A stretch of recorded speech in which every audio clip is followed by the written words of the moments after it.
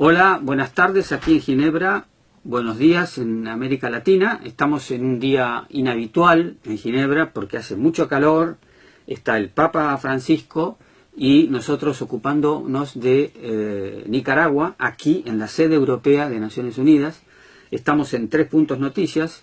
Mis colegas Diego de León de Guatemala y Gabriela Sotomayor de México se están ocupando de otros temas, por eso voy a estar hoy yo solo, Juan Gasparini, y tenemos la primicia de poder entrevistar a Denis de Jesús Darce Solís, que está aquí, que es sociólogo, abogado, guatemalteco, que ha venido desde Managua a asistir a la actual sesión que tiene lugar aquí en Ginebra, en este Palacio de las Naciones, el Consejo de Derechos Humanos. Ustedes saben, como otras veces lo hemos dicho, el Consejo de Derechos Humanos está compuesto por 47 países que se eligen por el voto secreto de la Asamblea General, según una distribución regional pactada entre los 193 estados que constituyen la ONU. Y ese Consejo de Derechos Humanos sesiona aquí en Ginebra. 4 semanas en marzo, 3 ahora en junio y 3 en septiembre.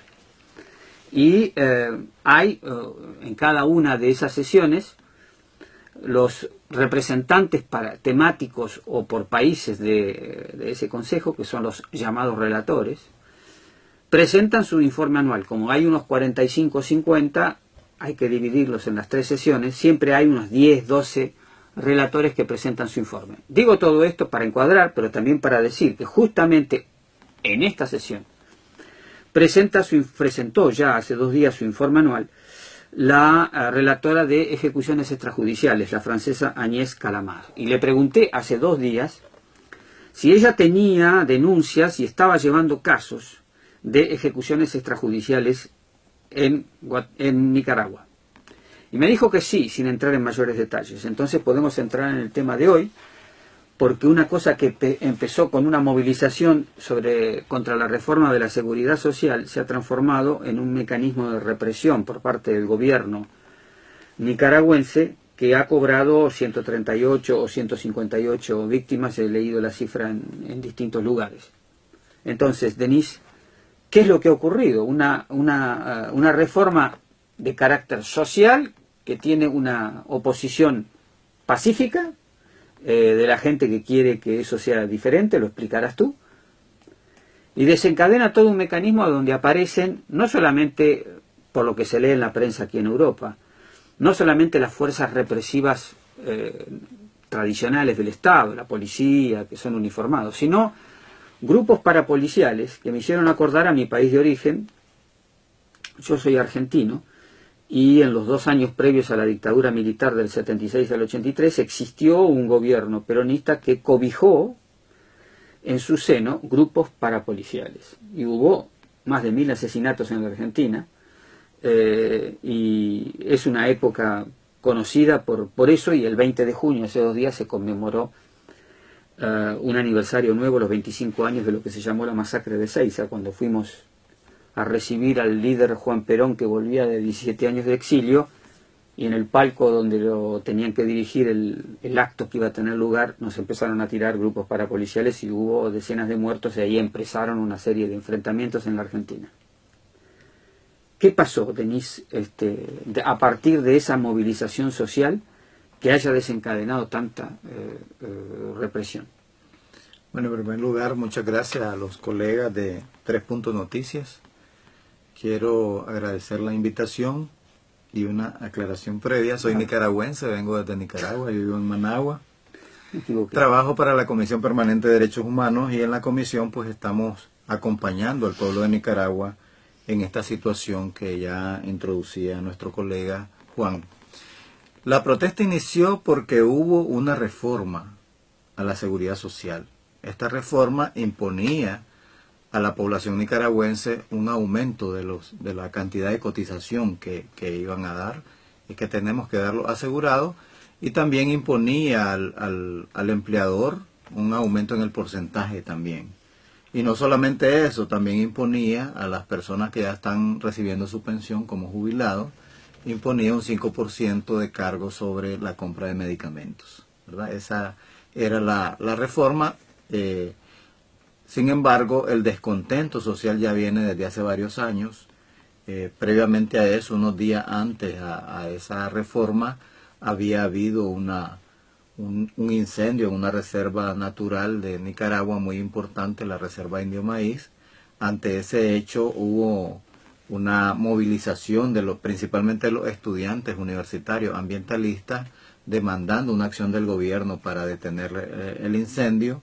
El gobierno no actuó de manera adecuada, incluso rechazó el ofrecimiento de ayuda del gobierno de Costa Rica para detener el incendio, y eso pues provocó las primeras manifestaciones contrarias al gobierno, que fueron brutalmente también reprimidas por los antimotines. Aproximadamente unos 300 estudiantes se manifestaron en esa oportunidad y fueron reprimidos por antimotines y fuerzas combinadas también, que en ese momento decíamos que se llamaban fuerzas de choque porque eran miembros de Juventud Sandinista que actuaban para reprimir manifestaciones. Con la reforma empezó un conjunto de protestas lideradas principalmente por los estudiantes universitarios. Empezaron el 18 de abril. Al 20 de abril ya habían como 10 personas muertas, ¿verdad?, en estas acciones de represión de la Policía Nacional, que inicialmente se pensaba que estaba utilizando nada más armamento para disuadir las manifestaciones. Sin embargo, ya cuando empezaron a aparecer personas muertas, se fue verificando la utilización de armas de fuego, ¿verdad? El 21 de abril, después de 5 días de haber salido la reforma, el gobierno echa para atrás en la reforma y dice que ya no va la reforma y que las cosas continúan como estaban antes. Sin embargo, ya a ese nivel, ya cuando habían muerto varios estudiantes, ya la protesta ya no era solamente por seguridad social, sino que la gente empezó a demandar la salida del gobierno. La mayoría de la población en esos días empezó a respaldar la protesta de los estudiantes, empezó a solidarizarse con ellos y a protestar junto a ellos, y entonces el motivo inicial trascendió, ¿verdad? Y ya la gente no estaba demandando solamente la derogación de esa reforma, sino además el cambio de gobierno, porque era un gobierno que a esa altura ya la gente lo estaba catalogando como un gobierno asesino en contra de los jóvenes, y empezó el rechazo popular con respecto a esas acciones. O sea que además de los jóvenes y los estudiantes que estaban movilizándose contra el gobierno, se sumaron a ellos sectores sociales por ejemplo, que los sindicatos o... No, es interesante porque no fue un sector social organizado el que se sumó a esta marcha, incluso a esta protesta. Incluso los mismos estudiantes no estaban organizados para desarrollar una acción de protesta de la escala que se dio, sino que surgió a partir de autoconvocarse. Es decir, los estudiantes empezaron a través de las redes sociales a expresarse en contra de la situación que se estaba viviendo. Hubo una acción de represión directa en una ciudad cercana, y a partir de ahí la solidaridad de los jóvenes con respecto a las personas mayores, que eran los principales afectados por la reforma, fue lo que hizo avanzar y lograr una movilización un poco mayor. Otro de los eventos que hizo que la situación trascendiera fue que el día 18 de abril hubo una manifestación de los estudiantes, hubo algunas personas de sociedad civil participando, y hubo también una represión brutal. Entonces eso también hizo que a través de las redes sociales se evidenciara que las acciones del gobierno, las acciones represivas del gobierno no estaban escatimando esfuerzo y que iban totalmente a dañar la integridad física de las personas. Y a eso se sumó ese mismo día que a un medio de comunicación importante, 100% Noticias, fue agredido el periodista y le fue robada la cámara por las fuerzas de choque de la Juventud Sandinista, y todo eso fue, digamos, acumulando y sumando tensiones, a tal grado que el día 20, un sábado, los muchachos estaban en las universidades, se habían tomado pacíficamente las universidades, había mucha interés de la policía y de las fuerzas de choque de atacar a estos estudiantes. Y entonces ahí es donde digo, no fueron fuerzas organizadas las que apoyaron a los estudiantes, sino la gente de los barrios aledaños a las universidades, se movilizaron para apoyar a los estudiantes en un inminente ataque, el cual sucedió, ¿verdad? Y el día 20 hubo ataques a varias universidades y aproximadamente 5 o 6 personas, estudiantes principalmente, fueron asesinados ese día, de tal suerte que cuando el gobierno llama a que va en retroceso, digamos, la reforma, ya había un sentimiento de rechazo total a la acción. Claro, no hubo, la gente no dejó de movilizarse por más que el gobierno había desistido de la reforma, sino que siguieron movilizándose contra el gobierno porque aparecía un gobierno represor y que había cobrado víctimas matando jóvenes. Exactamente, pero además se empieza a hablar de diálogo y el gobierno acepta la posibilidad de diálogo. El día 21, ¿verdad? Acepta la posibilidad de diálogo. Le pide a la Iglesia Católica que sea el mediador en este proceso, pero no deja de reprimir, ¿verdad? Y entonces, siguen reprimiendo mientras ofrecen el diálogo. Exactamente, el día 21 llama diálogo, pero en toda esa noche hubo ataques a las universidades. Esa misma noche empezaron una serie de acciones de saqueo en contra de la empresa privada que aparentemente empezó a apoyar la protesta pacífica, y había convocado a la empresa privada para el 23 de abril a una marcha nacional. Entonces, como un castigo a la empresa privada, empezaron un saqueo organizado por el Partido Sandinista y respaldado por la Policía Nacional. En esos mismos días, la Policía Nacional quitó todas las armas a las empresas de seguridad, ¿verdad? Y las retuvo. Y también hay denuncias de los ciudadanos de que algunas empresas que vendían tiendas de armas fueron también retiradas las armas por la Policía Nacional, y esas armas son las que han aparecido posteriormente en las fuerzas parapoliciales, ¿verdad? Entonces empieza el interés de diálogo, pero continúa la represión e incluso aumenta el nivel de represión en contra de los protestantes, y las acciones de saqueo inicialmente se las querían acreditar a los protestantes, ¿verdad? Querían decir que eran los jóvenes que protestaban los que estaban saqueando los centros comerciales, pero al final pues la maravilla de las redes sociales permitió que la misma ciudadanía documentara cómo había sido organizado el saqueo. Se pudieron observar en las redes sociales y nosotros verificamos en in situ pobladores más bien protegiendo los centros comerciales, mientras por otro lado habían saqueadores escoltados y protegidos por la policía saqueando centros comerciales. Claro, o sea que se dio una situación de repulsa total contra el gobierno, y ahí se organiza un pedido de que el gobierno tiene que irse del poder. O sea, sí, que no quieren más que haya un gobierno sandinista gobernando Nicaragua. Sí, es interesante porque, como decía, lo que inicialmente empezó como una protesta estudiantil se ha convertido en una protesta de la mayoría de la población. Basta que se vayan, como dicen en otros países. Sí. Incluso el diálogo nacional que empieza el 16 de mayo fue el único momento que llegó el presidente de la República a ese diálogo nacional. Ese día se abrió, él se presentó y la demanda era cese del fuego, cese de la represión y la renuncia de él, ¿verdad? Y los estudiantes que llegaron al diálogo le gritaron a él de manera insistente, asesino. Asesino. Asesino, y además le dijeron que esa mesa de diálogo era para negociar su rendición, no para discutir cualquier cosa, sino negociar su rendición. ¿Y ahí quedó congelada la situación? ¿O hay todavía reuniones y contactos? Todavía continúan, ¿verdad? Porque definitivamente el pueblo de Nicaragua quiere la paz, el pueblo de Nicaragua sigue esperanzado en que la solución a esta crisis de derechos humanos y estas acciones de represión violenta se resuelvan por la vía pacífica, y seguimos apostando al diálogo. La Conferencia Episcopal, que es el máximo órgano de la Iglesia Católica, ha estado facilitando este proceso, pero realmente lo que se ha observado, los avances han sido pocos, pero han habido, ¿verdad? Pero se ha observado de manera sistemática que el gobierno no está aprovechando el diálogo para una respuesta pacífica, sino que ha aprovechado el diálogo para organizar de una manera más articulada la represión, para integrar no solamente fuerzas parapoliciales actuando con la Policía Nacional, sino además lograr la participación y el refuerzo de fuerzas paramilitares integradas. ¿Y la Iglesia Católica en todo esto ha jugado un papel correcto? ¿Han sido imparciales?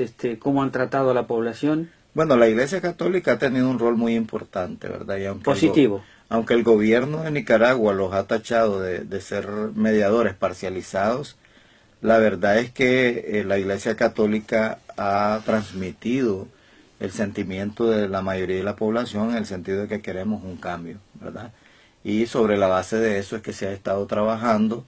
Ellos han realizado un esfuerzo importante por mantener el diálogo, por llamar al diálogo y por lograr que el gobierno se siente y se mantenga dentro de esa mesa. Y ese cuestionamiento del gobierno podía significar, no sé cuándo hay elecciones en Nicaragua, pero podría darse elecciones anticipadas si no hay elecciones pronto, para que el pueblo pueda manifestarse con ese cambio de gobierno, pues si no, ¿cómo se hace el cambio de gobierno?